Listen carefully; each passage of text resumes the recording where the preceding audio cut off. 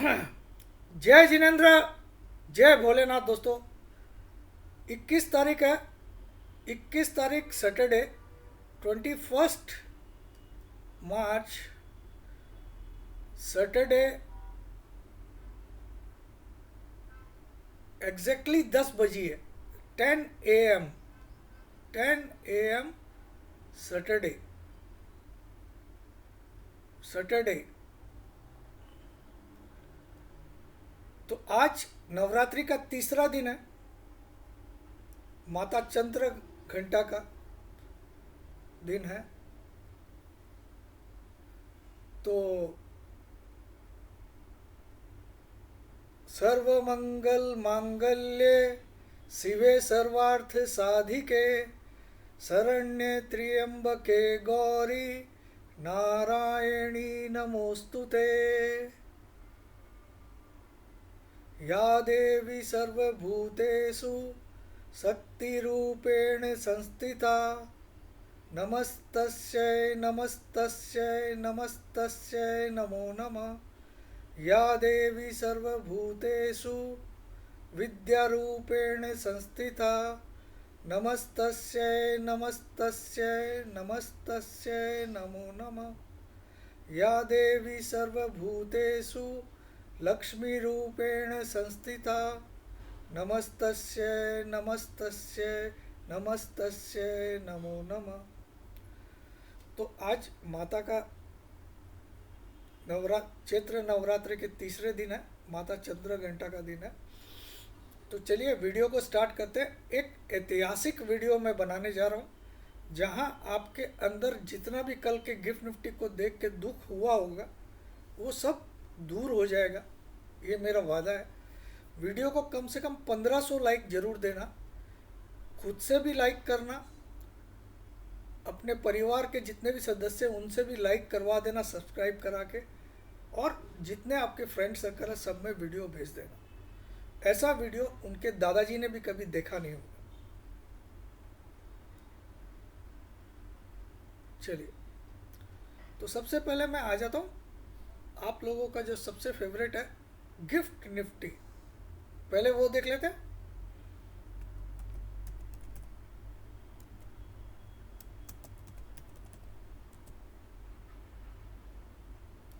तो gift Nifty क्या बता रहा है? गिफ्ट निफ्टी बोलता है कि गई भैंस पानी में, गई भैंस पानी में। गिफ्ट निफ्टी कितना दिखा रहा है?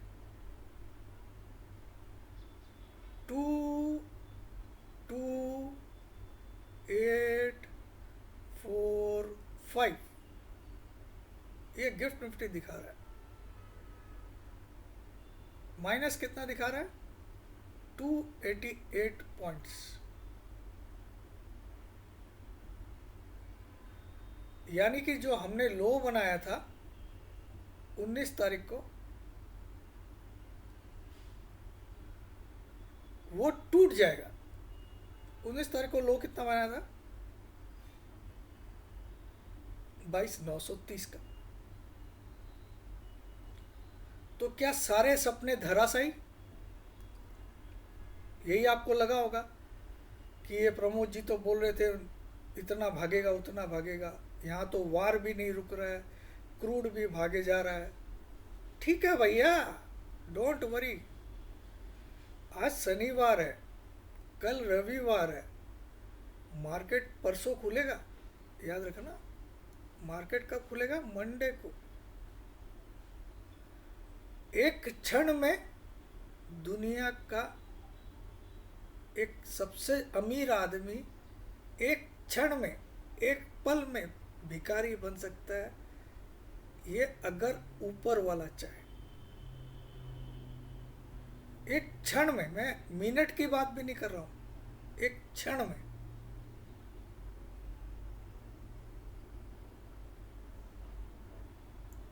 तो यहां तो 2 दिन बाकी है मार्केट खुलने में। ठीक है,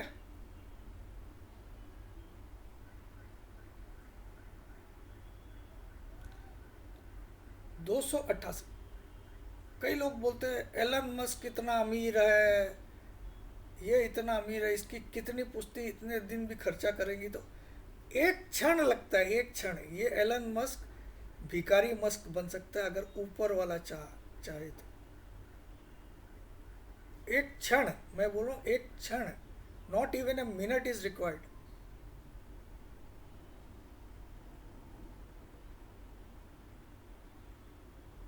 चलिए पहले वार की अपडेट्स देख लेते हैं। तो गिफ्ट निफ्टी आपको दिखा दिया मैंने 22,845, मतलब आपको लग रहा होगा गई भैंस पानी में।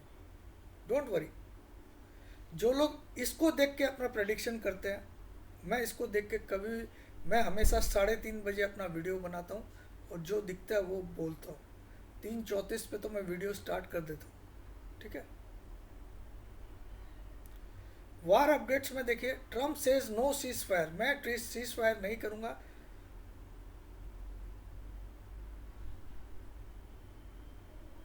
Iran continues to strike Gulf nations, Saudi, Iran फिर से गल्फ नेशन को स्ट्राइक कर रहा है।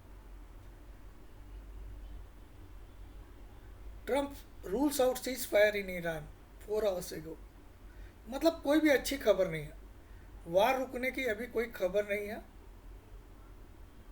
बैड न्यूज अभी तक, ठीक है। तो इसका मैं समरी आपको बता दिया। आगे बढ़ते हैं, इसको खत्म करते हैं, ठीक है। कैश मार्केट में एफआईडीआई ने क्या किया, पहले ये डिस्कस कर लेते हैं।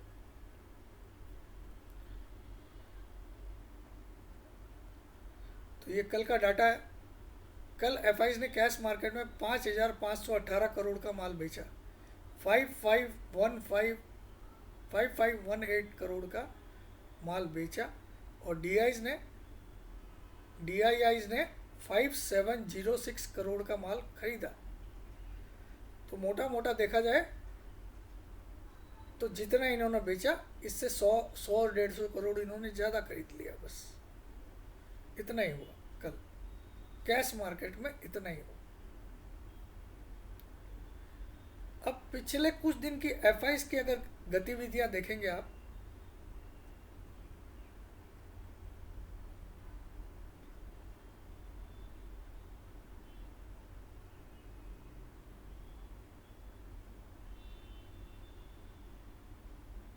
क्या एफआईज की अगर गतिविधियां देखेंगे तो 20 मार्च को आप देखो, कंटिन्यू देखो, 20 मार्च को एफआईज ने 5,518 करोड़ बेचा, 19 मार्च को 7,558 करोड़ बेचा, 18 मार्च को 2,700 करोड़ बेचा, 17 मार्च को 4,700 करोड़ बेचा, 16 मार्च को 9,365 करोड़ बेचा, 13 मार्च को 10,716 करोड़ बेचा,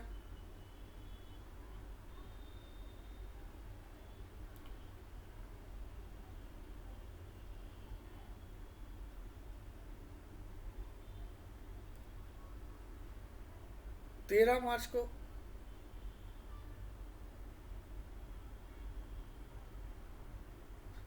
10,716 करोड़ बेचा, 12 मार्च को 7,050 करोड़ बेचा, 11 मार्च को 6,267 करोड़ बेचा,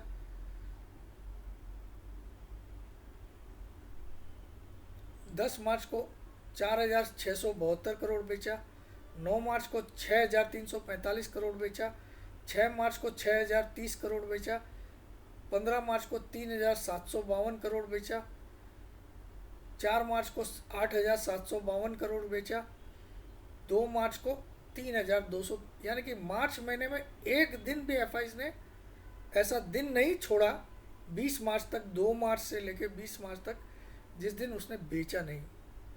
डीआईज ने हर रोज खरीदा, ये डीआईज के डाटा है, ठीक है। तो इसी को हम लोग ये मंथ का फिगर निकाल लेते हैं। इस मंथ में अभी तक एफआईज ने 86,780 करोड़ का माल बेच दिया। कितने का माल बेच दिया? 86,780 करोड़ का माल एफआईज ने कैश मार्केट में इस मार्च महीने में बेच दिया। इसके मुकाबले डीआईज ने मार्च महीने में 1,01,000 करोड़ का माल खरीद लिया। यानी कि मार्केट में नेट कैश 14,000 करोड़ आया ही है, गया नहीं है। एफआईज ने 20 मार्च तक, मार्च महीने में 86,780 करोड़ का माल बेचा, 86,780 करोड़ का माल बेचा। उसके अगेंस्ट में 20 मार्च तक ही, मार्च महीने में डीआईज ने 1,01,168 करोड़ का माल खरीदा, यानी कि 1,01,168 करोड़ का माल खरीदा। तो अगर ओवरऑल निकालें तो मार्केट को नेट कैश 14,000 करोड़ का मिला ही है। ठीक है, इसी का फरवरी में देख लेते हैं। फरवरी में पूरे महीने में एफआईज ने 6,600 करोड़ का बेचा और डीआईज ने 38,000 करोड़ का खरीदा। जनवरी में एफआईज ने 41,000 करोड़ का बेचा और डीआईज ने 70,000 करोड़ का खरीदा। इसी तरह से चल रहा है। तो ये डाटाज है। तो FIIs are continuous seller, they are continuous sellers, while countering them DIs are continuous buyers. And even after this such huge selling of FIs every day, market in net, stock market in net is getting cash inflow rather than outflow. मतलब market में फिर भी cash आ रहा है, जा नहीं रहा है। क्योंकि अगर एफआईज ने 86,000 करोड़ का माल बेचा है मार्च में, तो डीआईज ने 1,01,000 करोड़ का माल खरीदा है। तो मार्केट को कैश 14,000 करोड़ मिला ही है।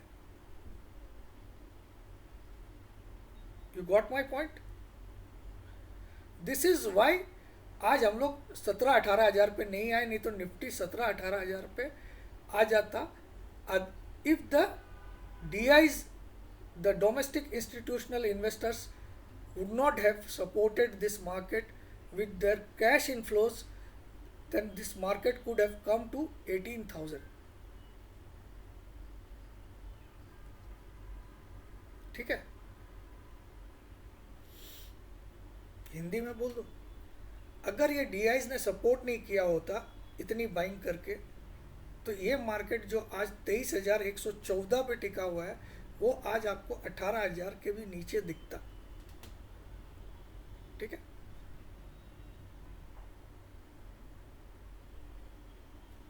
तो कैश मार्केट का डाटा भी हमने डिस्कस कर लिया। Now let's discuss to the, देखिए वीडियो थोड़ा लंबा होगा, लेकिन वीडियो में एक ऐसी चीज़ आज आपको बताने वाला हूँ कि आपके 2 दिन बहुत खुशी से कटेंगे। हाँ, लाइक के बटन अभी से दबाना स्टार्ट कर दो।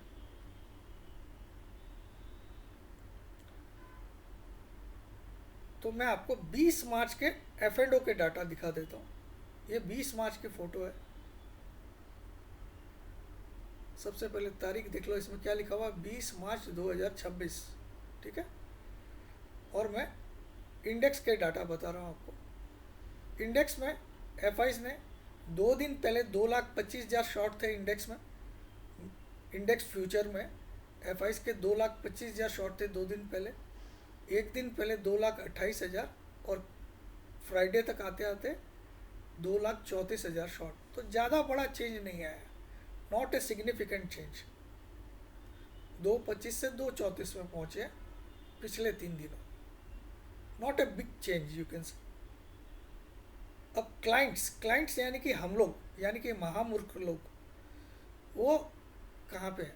वो 2 दिन पहले 1,29,000 लॉन्ग में थे। एक दिन पहले 1,51,000 लॉन्ग हो गए उनके पास।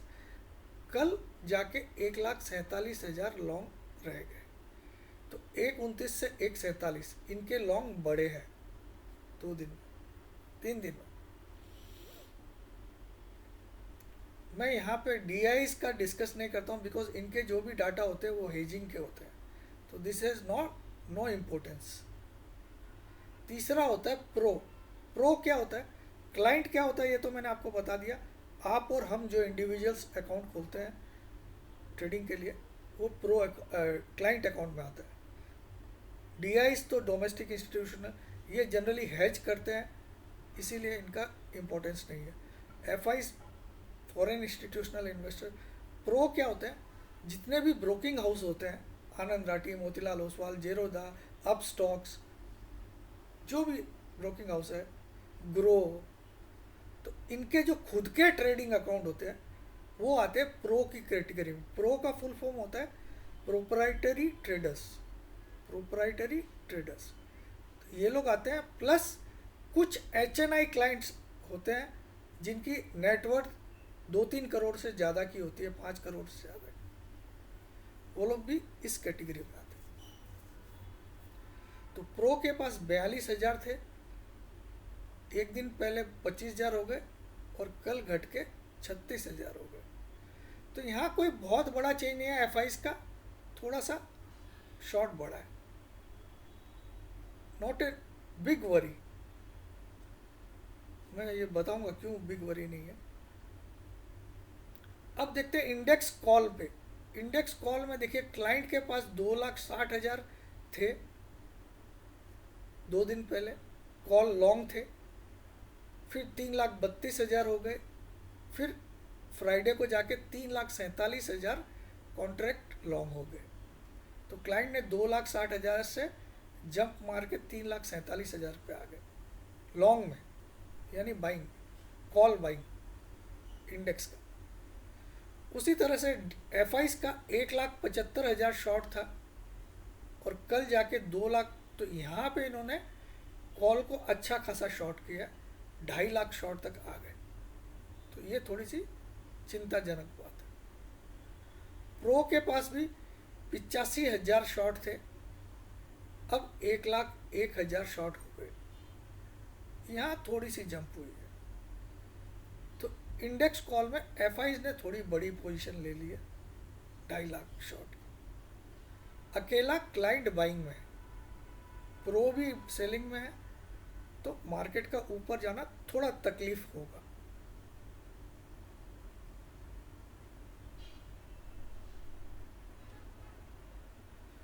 पुट ऑप्शंस, पुट ऑप्शंस यानी कि मंदी वाला सौदा। तो पुट ऑप्शन को क्लाइंट ने शॉर्ट कर रखा है। 2 दिन पहले 3,75,000 शॉर्ट थे, कल जाके 5,61,000 कॉन्ट्रैक्ट शॉर्ट हो गए। 5 लाख इन्होंने पुट को इतना शॉर्ट कर दिया, यानी कि एक तरह से आप इतना कॉल बाई कर लिए।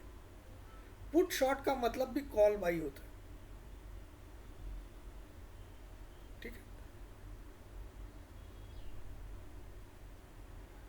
तो यहाँ पे ये लोग पूरी तरह से तेजी में, क्लाइंट यानी कि हम लोग। एफआईस को देखोगे तो 3,74,000 पुट इनके पास लॉन्ग में थे, खरीदे हुए थे, अब 4,40,000 पुट हो गए इनके पास। तो इन्होंने अच्छी खासी पुट बाइंग की है, यानी कि ये मंदी में। प्रो के पास 22,000 पुट शॉर्ट थे, अब 90,000 पुट लॉन्ग हो गए। तो इन्होंने भी अच्छी खासी पुट खरीदी है और क्लाइंट ने अच्छी खासी पुट बेची है। तो ये इशारा कर रहा है मार्केट मंडे को निगेटिव खुलने के चांस 99% है। मंडे को निगेटिव खुलने के चांस 99%। कॉल पुट दोनों इशारा कर दूँ। अब आ जाता हूँ स्टॉक फ्यूचर पे। स्टॉक फ्यूचर में क्लाइंट के पास 24,92,000 कॉन्ट्रैक्ट थे, अब 25,27,000 हो गए। एफआईस के पास 11,32,000 कॉन्ट्रैक्ट लॉन्ग थे, अब 10 लाख हो गए। तो इन्होंने 1,32,000 कॉन्ट्रैक्ट 2 दिन में बेच दिए। प्रो के पास 4,35,000 थे, अब 4,57,000, इन्होंने 20,000 कॉन्ट्रैक्ट बढ़ा दिए। तो इसमें ज़्यादा कोई टेंशन नहीं है। अब आ जाते समरी देख लेते हैं इनकी।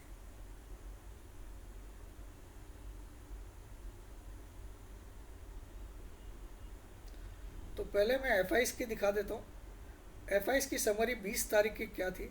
20 तारीख को एफआईस ने स्टॉक फ्यूचर में इतने कॉन्ट्रैक्ट बेचे, इंडेक्स फ्यूचर में इतने कॉन्ट्रैक्ट बेचे 5,556, इंडेक्स कॉल में 24,700 कॉल 16 कॉल बेचे, इंडेक्स पुट में 25,655 पुट लिए।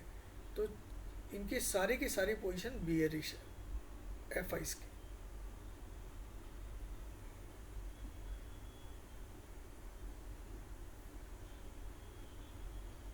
प्रो की दिखाता हूँ।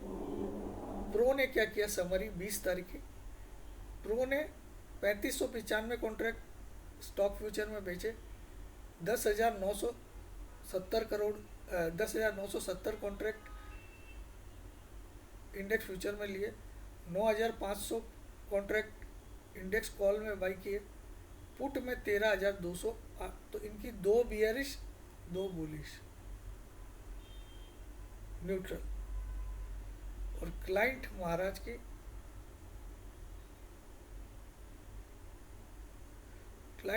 की देखिए, क्लाइंट महाराज ने 32,127 कॉन्ट्रैक्ट स्टॉक फ्यूचर में बाई किए, बुलिश। इंडेक्स फ्यूचर में 3,350 कॉन्ट्रैक्ट बेचे, बियरिश। इंडेक्स कॉल में 14,941 करोड़ 41 कॉन्ट्रैक्ट खरीदे, बुलिश। इंडेक्स पुट में 44,000 कॉन्ट्रैक्ट बेचे, बुलिश। तो ये 3 बुलिश 1 बियरिश। तो ओवरऑल मार्केट मंडे को डाउन खुलना चाहिए एज पर दिस डाटा, ठीक है।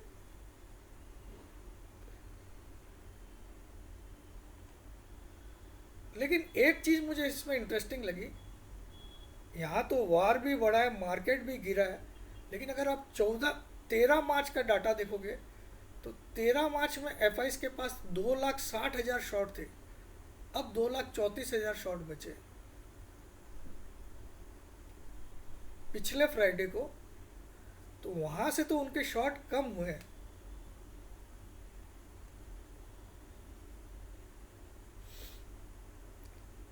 तो ये सब तो मैंने बता दिया आपको, जो फैक्ट है वो बता दिया आपको। 22,845 गिफ्ट निफ्टी चल रहा है वो भी बता दिया,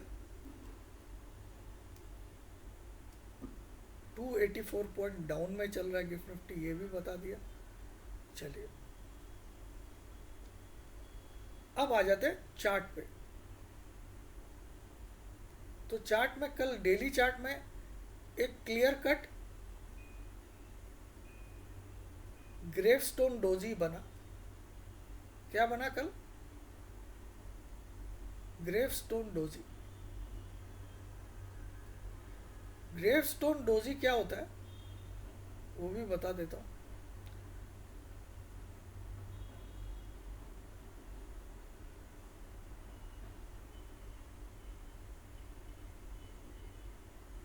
ये वीकली चार्ट है, सॉरी। चलिए मैं आपको इसी में दिखाता हूँ, छोड़ ट्रेडिंग व्यू में दिखाता हूँ। तो ये कल का डेली चार्ट है। कल वाले में एक ग्रेवस्टोन डोजी बना, इसको ग्रेवस्टोन डोजी बोलते हैं। ग्रेवस्टोन डोजी जो होता है वो दर्शाता है कि मार्केट को इतना ऊपर लेके गए, लेकिन बियर्स ने वापस जहां खुला मार्केट वहीं पे बंद करवा दिया, क्योंकि कल की ओपनिंग 23,110 थी और कल की क्लोजिंग भी 23,114 आ गई। तो जहां खुला वहीं लेके आ गए। भले ही बुल्स ने यहां तक खींचा, दिन के दौरान 345 तक लेके गए, लेकिन बियर्स ने वापस उनको अपनी औकात दिखा दी, बोले तुम जहां खुले वहीं बंद हो जाओ बस। तो ये एक निगेटिव साइन होता है ड्रैगन फ्लाई डोजी बनना। Sorry, gravestone. ग्रेवस्टोन क्या होता है? ग्रेव मतलब क्या हुआ? आपकी कबर। कबर, ये कबर की तरह। तो ये क्या होता है, इतना ऊपर हम लेके गए लेकिन यहाँ पे हम सस्टेन नहीं किए, फिर से जहाँ खुले वहीं पे बंद हो गए, लगभग लो के आसपास बंद हो गए। तो ये बोलता है कि मंदी कंटिन्यूस रहेगी। मंदी जो है it is a continuous pattern. भले ही हमने गुरुवार का लो नहीं तोड़ा, गुरुवार का लो 22,930 नहीं तोड़ा, बट ये पैटर्न यही बोलता है ग्रेवस्टोन डोजी अच्छा नहीं होता है, किसी भी डाउन ट्रेंड के एंड पे बनने से, it means the trend will still continue. ठीक है, कल मैं आपको थोड़ा सा कुछ गलत बोल गया था कि ये रिवर्सल, हाँ ये रिवर्सल हो सकता है अगर मंडे को 23,345 के ऊपर क्लोजिंग आए। ठीक है, तो पैटर्न तो रिवर्सल का है, बट इसके ऊपर क्लोज चाहिए मंडे को। अभी तो गिफ्ट निफ्टी चल रहा है 22,845।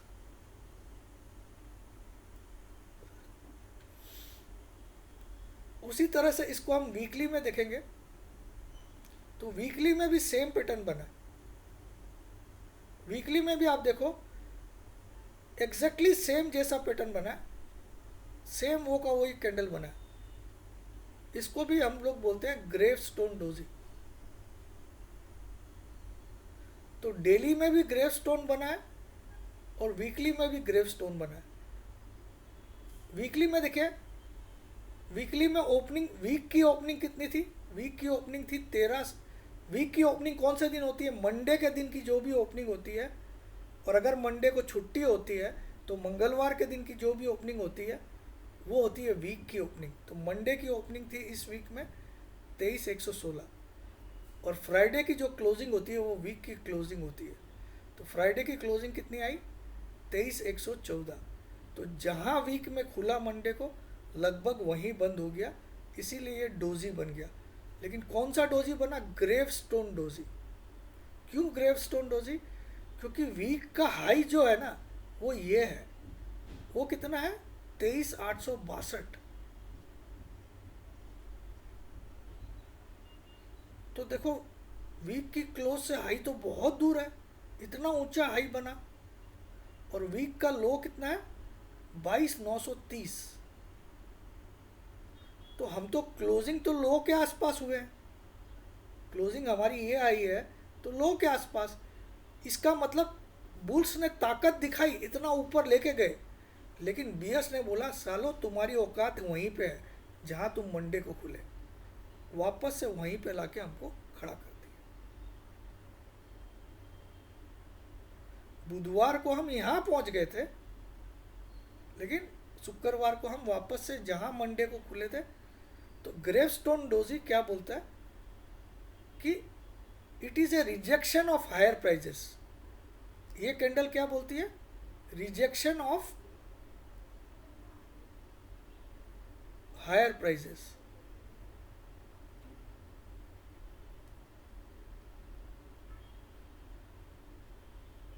मार्केट ऊपर गया, लेकिन बियर्स ने अपना पावर दिखाया, और तुम जहां इस वीक में खुले वहीं पे लाके छोड़ दिए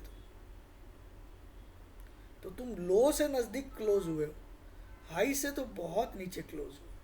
तो ये अपने आप में एक कबर बोलते हैं, कबर का जैसा शेप हो गया, कबर खुदना। ठीक है, तो ग्रेव स्टोन डोजी इसमें भी बना है, डेली चार्ट में भी ग्रेव स्टोन डोजी बना है, और वीकली चार्ट में भी ग्रेव स्टोन डोजी बना है। यानी कि दोनों में सिग्नल मिल रहा है कि मंदी कंटिन्यूअस रहेगी। अब अगर इसको आपको चेंज करना है तो वीकली, हमारी इस वीक की क्लोजिंग जो आने वाली वीक है वो 23,862 के ऊपर आनी पड़ेगी, और डेली चार्ट में ग्रेवस्टोन डोजी को रिजेक्ट करना है तो हमारी मंडे की क्लोजिंग 23,345 के ऊपर आनी पड़ेगी, तब ये कंटिन्यूअस पैटर्न रिजेक्ट हो जाएगा। तो ये तो अभी बोल रहा और मंदी होगी। ठीक है, तो थोड़ा सा मैं आपको ग्रेवस्टोन डोजी के बारे में पढ़ा भी देता हूं।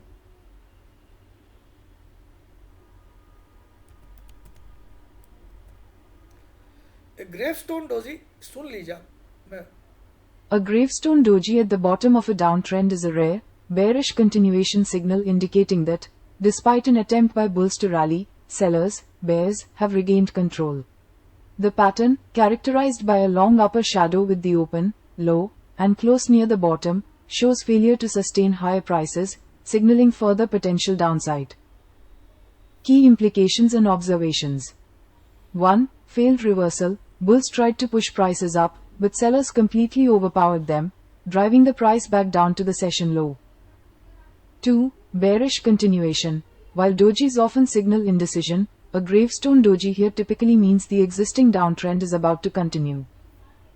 3. Rare appearance. This pattern is more commonly found at the top of an uptrend as a reversal signal, making its appearance at the bottom of a downtrend a potent sign of continued selling pressure. 4. Actionable advice. Traders often consider this a spot to open short positions or exit long positions. And 5. Confirmation. Due to the rarity and potential for false signals, traders should wait for confirmation from subsequent candlesticks or additional technical indicators. Distinction from similar patterns. Dragonfly doji. A dragonfly doji, long lower shadow, at the bottom of a downtrend signals a potential bullish reversal, which is the opposite of the gravestone doji. Always combine the gravestone doji with other indicators like volume or support, resistance levels to confirm market sentiment. AI responses may include mistakes. For financial advice, consult a professional. तो देखिए, gravestone doji क्या होता है? वो ऐसा pattern होता है इस तरह से, और ड्रैगन फ्लाई डोजी होता है ऐसा। तो अगर कोई डाउन ट्रेंड चला आ रहा है, उसके बॉटम पे ये बन जाए ना ड्रैगन फ्लाई, ये वाला, तो ये एक पोटेंशियल रिवर्सल का ताकत रखता है। मगर ग्रेवस्टोन जब बन जाए, मतलब ये बोलता है कि डाउन ट्रेंड अभी भी कंटिन्यू रहे। तो ये होता है ग्रेवस्टोन डोजी, और ये होता है ग्रेवस्टोन डोजी में जहाँ ओपन हुआ वहीं पे क्लोज हो गया, ये लो के आसपास क्लोज हुआ, हाई से काफ़ी नीचे क्लोज हुआ। और ड्रैगन फ्लाई में जहाँ ओपन हुआ वहीं क्लोज हुआ, लेकिन लो से काफ़ी ऊपर क्लोज होता है। तो इसीलिए डाउन ट्रेंड के एंड में अगर ड्रैगन फ्लाई डोजी बन जाए तो समझ जाना कि बहुत बड़ी तेजी आने वाली है। अगर ग्रेवस्टोन डोजी बने तो वो बोलता है कि डाउन ट्रेंड में existing downtrend is about to continue. ठीक है, हालांकि ये इनडिसाइसिव कैंडल जरूर होती है। कोई भी डोजी जो होती है वो इनडिसाइसिव कैंडल होती है, क्योंकि जहां ओपन हुआ वहीं क्लोज हो गया। इसका मतलब ना बुल्स जीते ना बियर्स जीते। लेकिन टेक्निकली अगर आप देखो, ग्रेवस्टोन में बुल्स यहाँ तक लेके गए थे, तो उनको वापस यहाँ तक लेके आ जाना कहीं ना कहीं बियर्स की जीत है। ठीक है, तो ये मैं टेक्निकल का एक बहुत बड़ा सिद्धांत आपको समझा दी। तो गिफ्ट निफ्टी हो गया, ड्रैगन फ्लाई हो गया, सॉरी, अब मैं आपको एक बड़ी चीज बता रहा हूँ जिससे आपके दिल में ठंडक, खुशी, सब कुछ पहुंचेगी। तो सबसे पहले मैं निफ्टी का वीकली चार्ट लगाया हूँ। तो यहाँ पे आप देख सकते हो, ये वीकली चार्ट मैंने सब कुछ यहाँ पे लिख दिया है। बहुत मेहनत करता हूँ।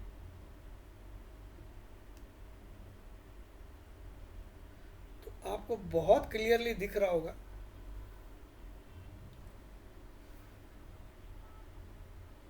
ये पूरा निफ्टी का वीकली चार्ट है। वीकली चार्ट कौन सा है? निफ्टी का। वीकली मतलब हर एक कैंडल एक वीक की कैंडल है। ईच कैंडल, ये वीकली चार्ट है। वीकली मतलब हर एक कैंडल एक वीक की कैंडल है। तो देखिए, मैंने यहाँ पे एक पैटर्न ड्रॉ किया है, जहाँ पे निफ्टी कल वाला लो, इस वीक का लो बिल्कुल इस सपोर्ट पे, आप देखिएगा। देखिए, मैंने 4 जून 2024 का लो पकड़ा। 4 जून 2024 का लो कितना था? 21,281। उसके बाद मैंने लिया 4 मार्च 2025 का लो, जो कि था 21,964। और उसके बाद मैंने लिया 19 मार्च का लो, जो कि था 22,930। ये 3 लो मैंने लिया। 4 जून 2024, 4 मार्च 2025, 22,900 और 19 मार्च 2026। ये तीनों का लो अगर मैं लेता हूँ तो देखिए निफ्टी जो इस 19 तारीख का लो बनाया वो बिल्कुल सपोर्ट पे बनाया। अब देखिए, अब आपको मैं थोड़ा बड़ा करके दिखाता हूँ इसको। देखिए ये पॉइंट मैंने लिया, ये कौन सा है, 4 जून 2024 का लो लिया। इस लाइन को मैंने कहाँ तक कनेक्ट किया, 4 मार्च 2025 का लो जो 21,964, और इस लाइन को जब एक्सटेंड किया तो ये जो कल 19 तारीख का लो बना एग्जैक्टली वहां पे सपोर्ट दिख रहा है।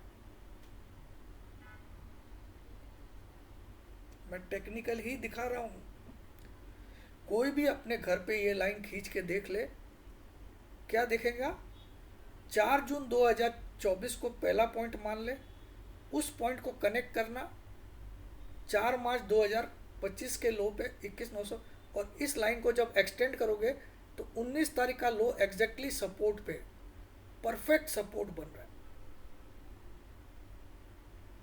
यानी कि 22,930, जब तक हम इसके नीचे क्लोजिंग नहीं करें तब तक आपका टारगेट रहेगा 31,272।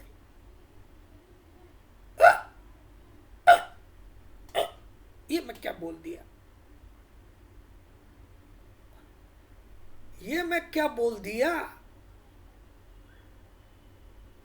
जब तक मार्केट इसके नीचे 2 क्लोजिंग नहीं करे, कितनी closing, 2 closing, 2 consecutive closing. Consecutive का मतलब होता है लगातार, कंजिक्यूटिव का मतलब क्या होता है, लगातार। 2 लगातार क्लोजिंग इसके नीचे नहीं आए तो आपका टारगेट है 31,272, वो भी जून 2027 तक। ये हो गई बहुत बड़ी बात, और ये अकेला प्रमोद जैन बोल रहा है पूरे विश्व में। और भोलेनाथ की कसम, अगर ये टारगेट नहीं आता है तो मैं स्टॉक मार्केट से रेजिग्नेशन दे दूंगा।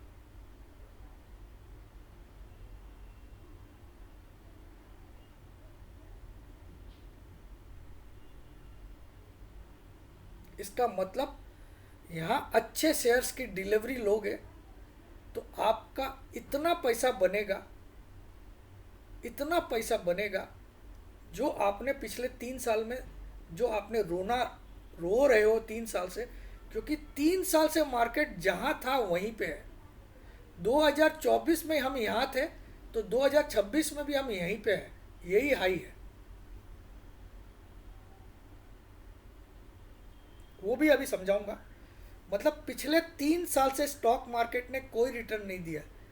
3 इयर्स से स्टॉक मार्केट ने इन्वेस्टर्स को कुछ भी रिटर्न नहीं दिया 3 साल से। जिन्होंने 2024 में इन्वेस्टमेंट किया, 2026 में उनके पोर्टफोलियो निगेटिव है, पॉजिटिव नहीं है। इन्वेस्टमेंट की बात कर रहा हूँ। 3 साल हो गए, मार्केट जहाँ था वहीं पे है, वही हाई है, बल्कि अभी भी उससे काफ़ी नीचे है।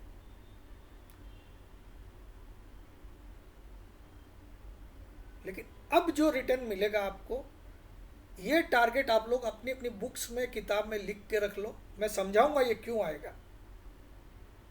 ये 1 करोड़% आएगा।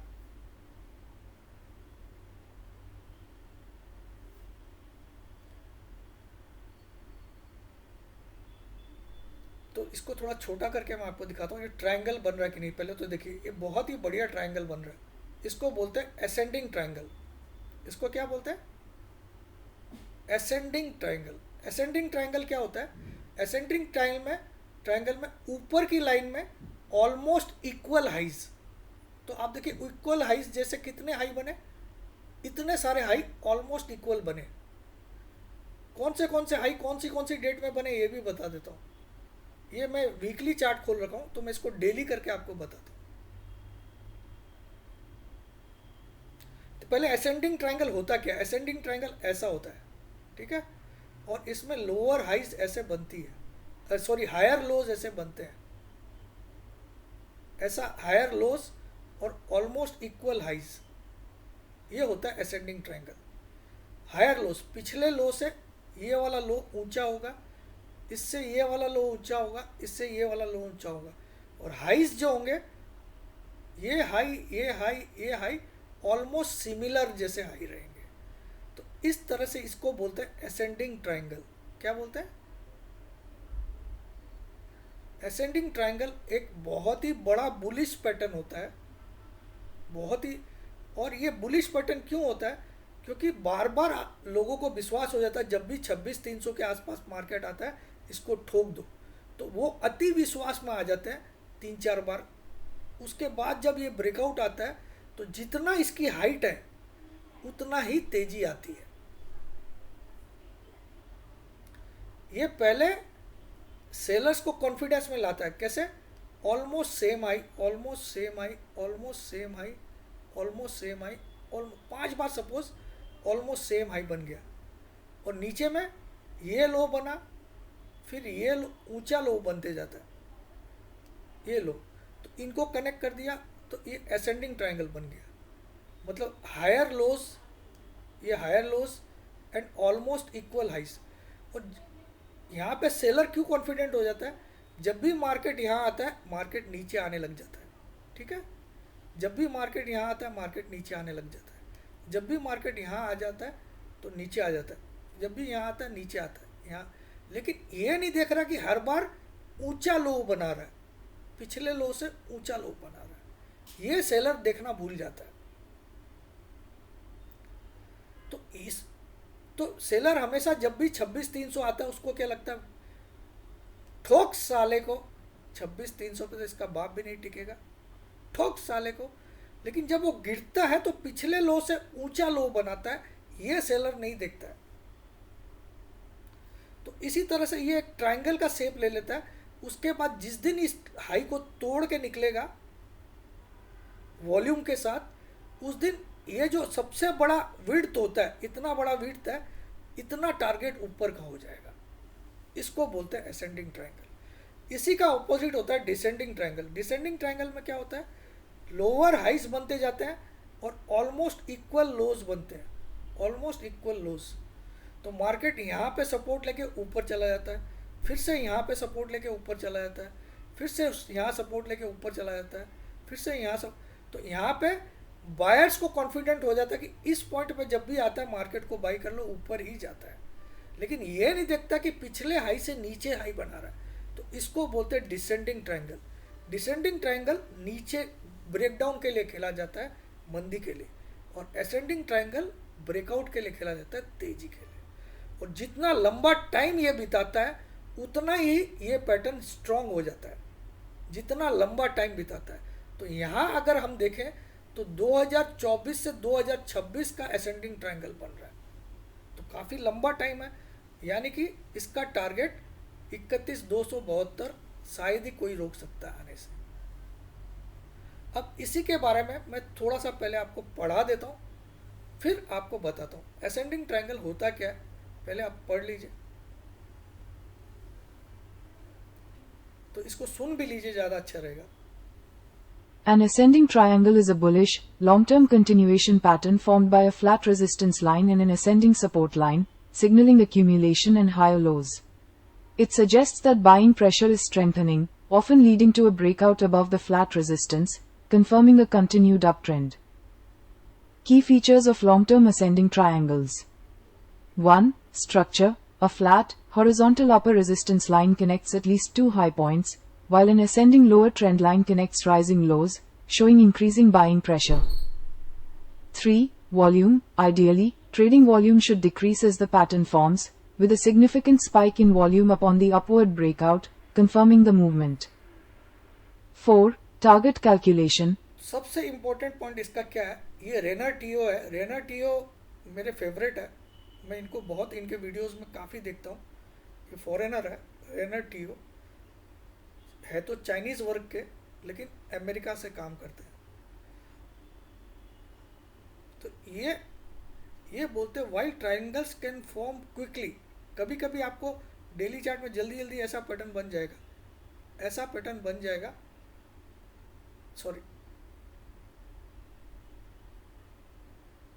ऐसा पैटर्न को असेंडिंग ट्रायंगल बोलते हैं। Higher lows almost equal highs, इसको बोलते हैं। तो ये डेली चार्ट में अगर बन गया तो क्विकली बनता है, लेकिन जब ये पैटर्न ज़्यादा, इट टेक्स मेनी मंथ्स और even years, they are considered strong, ये रेनर टियो साहब बोलते हैं। जब ये पैटर्न काफ़ी टाइम लेता है, काफ़ी मंथ्स लेता है या ईयर्स ले लेता है, और तब ये पैटर्न बनता है कि higher lows and almost equal highs.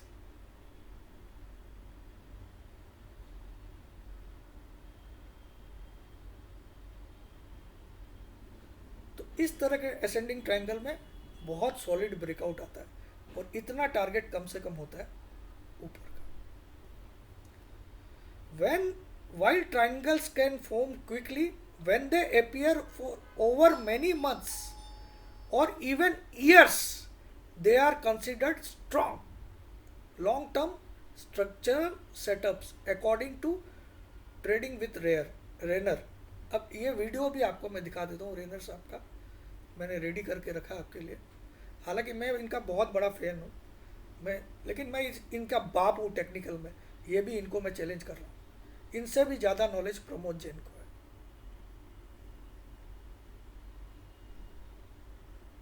मैं बोलता हूँ ब्रह्मांड में किसी को नॉलेज नहीं है मेरे से ज़्यादा। ये है रेनर टियो। Okay, so in this video, you'll learn how to trade one of my favorite chart patterns, right? It's called the ascending triangle pattern. So let me explain to you, what this pattern is all about, and why I love this pattern so थोड़ा सा मैं much. दिखाऊंगा आपको video. Number one, right? An ascending triangle is pretty much where you see higher lows into resistance. And a descending triangle is the opposite of an ascending triangle. It's where you see lower highs into support. So visually, it looks something like this, right? An ascending triangle. Okay, this is resistance, and you see the price making higher lows into resistance. Right, you can see higher lows coming into resistance. So this is a ascending triangle because you can actually connect the lows over here and it looks something like an ascending triangle. And on the other hand, right, the descending triangle is simply the opposite, right? You see lower highs coming in, lower highs coming into support. Okay, so this is an area of support, this portion over here, and you can see these lower highs coming into support, right? So this is what an ascending and descending triangle looks like. Now, the thing to note is that the longer the pattern takes to form, the more significant it is, right? And I'll explain why. But first, right, why does this pattern work? And the reason is simple. It's because stop losses gets triggered. I'll explain. If you look at an ascending triangle, right, let's redraw this, right, an ascending triangle. Okay, ask yourself, right, whenever the price hits resistance, will there be traders looking to short the market? You can be sure there is, right? Because if you study technical textbooks, you study trading courses, the internet, they tell you when price comes to resistance, you should be short the market. And I do agree, but only in certain conditions. And if conditions like this, you see the market testing resistance, for the third time, the fourth time, right? तो चलिए इसको मैं बंद कर दिया। अब मैं अपने हिसाब से आपको समझा देता हूँ। तो इसका पिताजी मैं ही लगता हूँ, रेनर टियो को बोल देता हूँ। हालांकि मैं इनके वीडियोस देखता हूँ, he is very nice, but इसका भी बाप मैं ही लगता हूँ, इसको मैं बोल रहा हूँ ये चीज़। देखिए, अब इसको मैं डेली चार्ट में दिखाता हूँ।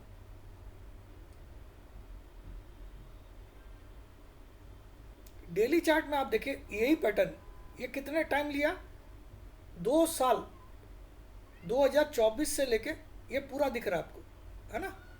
तो यहाँ पे बार बार आपने देखा होगा जो रेनर टियो अभी बोल रहा था, हायर लोस, पिछले लो से ये लो ऊंचा बन रहा है और हाइज जो है almost same, almost same, almost same, almost same. तो यहाँ पे क्या होता है, जितने भी ट्रेडर्स उनको लगता है जब 26,300 आएगा इसको ठोको, लेकिन जब ठोको तो इतना ही नीचे आया, इस बार इतना ही नीचे आया, है ना।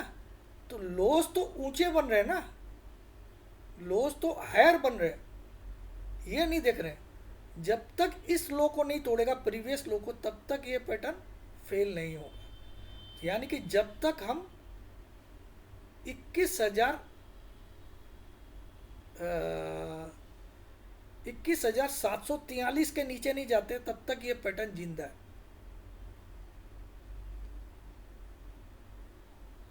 तो ये लॉन्ग टर्म में मैंने आपको डेली चार्ट में दिखाया, डेली चार्ट में।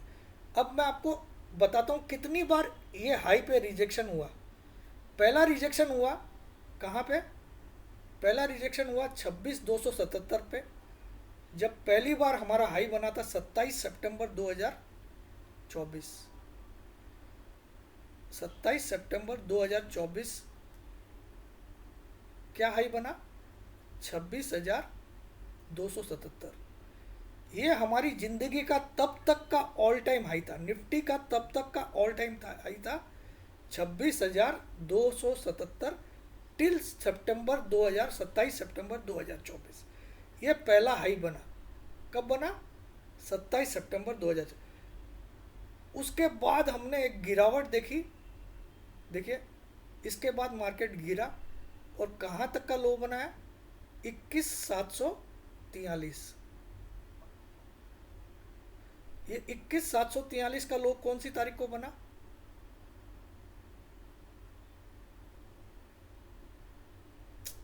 तो साला ये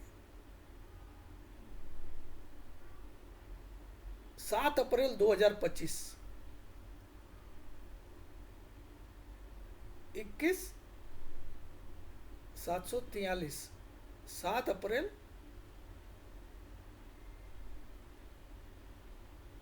2025। मतलब 27 सितंबर को मार्केट कहाँ पे था? 26,277 पे। और 7 अप्रैल को कहाँ पहुँच गया? तो ये पहला फॉर्मेशन हुआ। उसके बाद मार्केट ने ये हाई को कब टेस्ट किया? 2025 में इसको छुआ भी नहीं। मतलब 2025 में जो जो इन्वेस्टर है वो रोते गए कि साला ये पॉइंट तो आ जा कम से कम। 2025 में हाई कहाँ तक बनाया?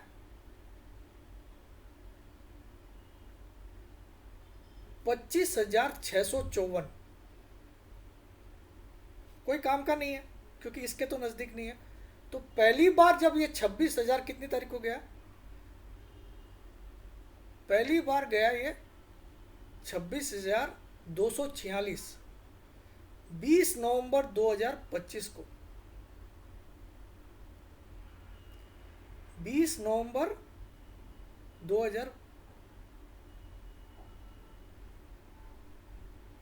26,246 गया, लेकिन इस हाई को नहीं तोड़ पाया। 20 नवंबर 2025 को गया जरूर,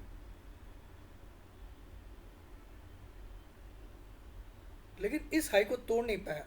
तो लोगों को क्या लगा? जब जब 26,300 के आसपास आता है, ठोको साले को। ठीक है, वहां से गिरा, सपोर्ट लिया और फिर जाके वापस से इसने क्या हाई बनाया? इसने एक और हाई बनाया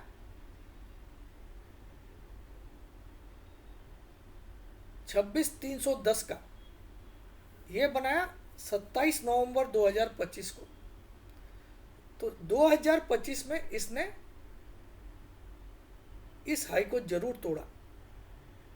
27 नवंबर 2025 को 26,310 का हाई बनाया। तो मैं यहाँ पे डेट्स लिखते जा रहा हूँ, तो देखिएगा 300 का जोन कितना इंपॉर्टेंट हो गया। 27 नवंबर 2025 को बनाया। तो 2025 में फाइनली हमने 2024 का हाई तोड़ा, लेकिन प्राइस में कोई भी आपको दम नहीं दिखा स्टॉक में। ठीक है, उसके बाद इसने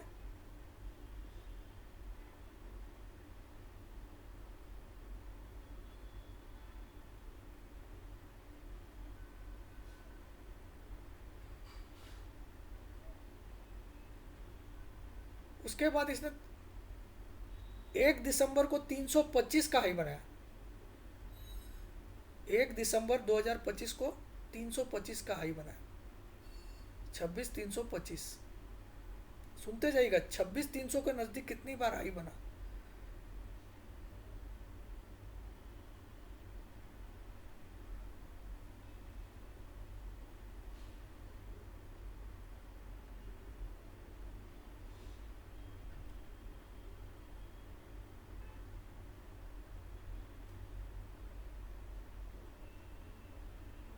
उसके बाद इसने बनाया जनवरी 2026 में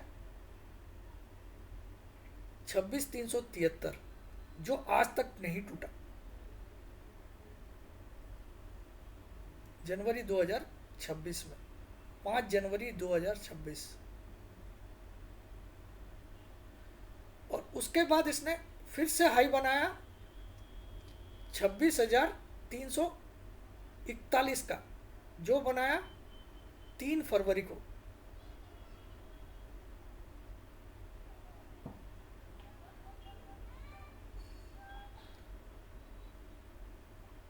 और वहां से गिरते गिरते गिरते हमको कहाँ ला दिया, 22,930।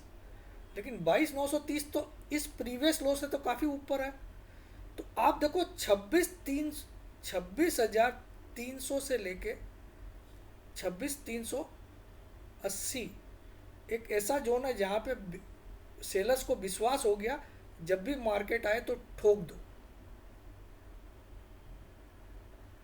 लेकिन जब गिर रहा है मार्केट, तो प्रीवियस लो को नहीं तोड़ रहा है, जो लॉन्ग टर्म लो है वो नहीं तोड़ा है।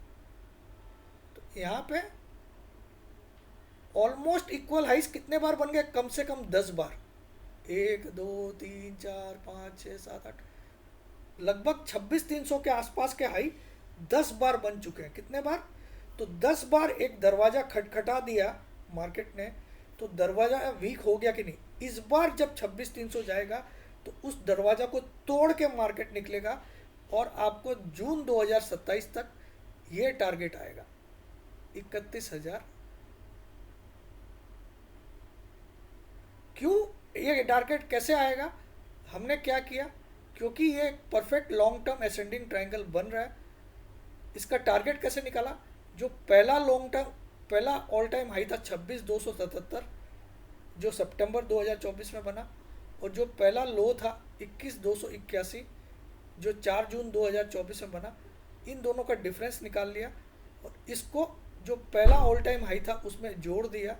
तो ये टारगेट हमको जून 2027 तक ही क्यों आएगा, क्योंकि जून 2024 से लेके मार्च 2026 तक के टाइम में ये ट्रायंगल लगभग पूरा बन गया है। तो इस ट्रायंगल को बनने में 3 साल लगे, तो टारगेट को आने में 1.5 साल लगेंगे, 50% ऑफ द टाइम। ये मेरा मानना है, वरना मैं स्टॉक मार्केट छोड़ दूंगा 31,200। अगर मार्केट नहीं आता है जून 2027 तक, तो मैं स्टॉक मार्केट ही छोड़ दूंगा। अब इसी को मैं वीकली बना के दिखाता हूँ आपको। तो जिनको मेरी डिलीवरी ग्रुप ज्वाइन करनी है, अभी आंख बंद करके ज्वाइन कर लो, क्योंकि अब करोड़पति बनने का रियल टाइम आ गया। तो ये वीकली चार्ट में आप देखो इतना क्लियर दिख रहा है। ये इतना देर में डेली चार्ट दिखाया था, तो आपको परफेक्ट ट्रायंगल दिख रहा है कि नहीं, देख लीजिए।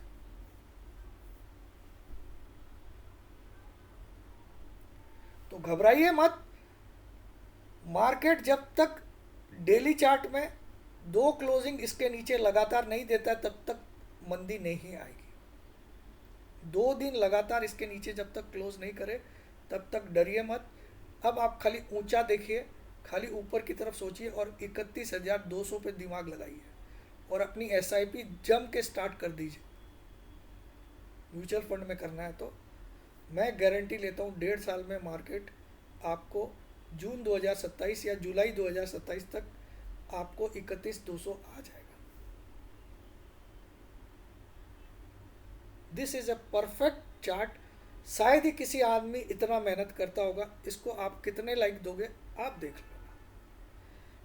और अब सुन लीजिए, ट्रेडिंग लाइफ टाइम आपको मैं भगवान की कृपा से, क्योंकि गिफ्ट निफ्टी डाउन है, 2 दिन और दे रहा हूँ 6,000 में, Saturday and Sunday trading life time. जिसको ज्वाइन करना है कर लीजिए। ट्रेडिंग लाइफ टाइम 6,000 में दे रहा हूँ। मंडे से भोलेनाथ की कसम इसकी फीस 15,000 हो जाएगी, भोलेनाथ की कसम। डिलीवरी लाइफ टाइम आपको 2 दिन और दे रहा हूँ 10,000 में, 2 दिन, आज और कल। और मंडे से भोलेनाथ की कसम डिलीवरी लाइफ टाइम का फीस 50,000 हो जाएगा, भोलेनाथ की कसम। यानी 10,000 की चीज़ 50,000 हो जाएगी आज और कल। और डिलीवरी लाइफ टाइम तो ज्वाइन कर ही लो, क्योंकि अब मेरा टारगेट 31,200, अब डिलीवरी खरीदने का असली टाइम। तीसरा, मनी लाइफ टाइम 2 दिन और मिलेगी 25,000 में, आज और कल। मंडे से भोलेनाथ की कसम इसकी प्राइस 75,000 हो जाएगी। जिनको भी कोई भी चीज़ ज्वाइन करना है 63595